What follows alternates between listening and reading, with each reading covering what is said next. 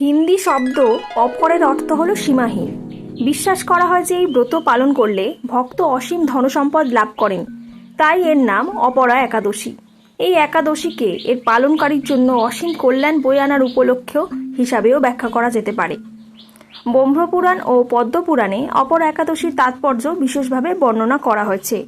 দেশ জুড়ে বিভিন্ন নামে অত্যন্ত নিষ্ঠার সাথে এই একাদশী পালন করা হয়। এই একাদশী ভদ্রকালী একাদশী নামেও পালিত হয়। এই দিনে দেবী ভদ্রকালীর পূজা শুভ সূচনা হয় বলে মনে করা হয়। উড়িষ্যায় একটি জলক্রীড়া একাদশী নামে পরিচিত, যা ভগবান জগন্নাথের সম্মানে উদযাপিত হয়।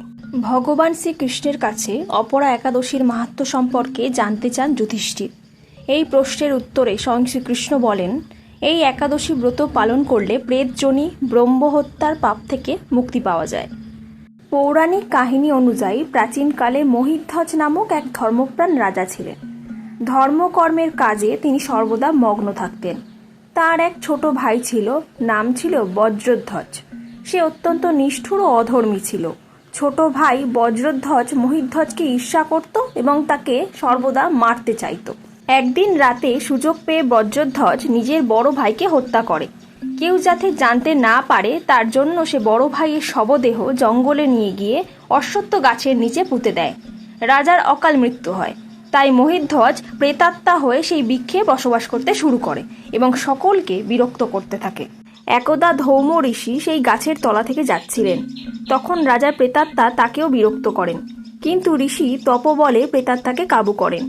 উৎপাতের কারণ বোঝার চেষ্টা করলে তিনি জানতে পারেন যে সেই রাজার অকাল মৃত্যু হয়েছে। এরপর তিনি আত্মাকে অশ্বত্থ গাছ থেকে নামিয়ে পরলোক বিদ্যা সম্পর্কে অবগত করেন। রাজার আত্মাকে প্রেত যোনি থেকে মুক্তি দিতে ধৌম ঋষি স্বয়ং জ্যৈষ্ঠ মাসের কৃষ্ণপক্ষের একাদশীর ব্রত পালন ও ঘোর জপ করতে বলেন।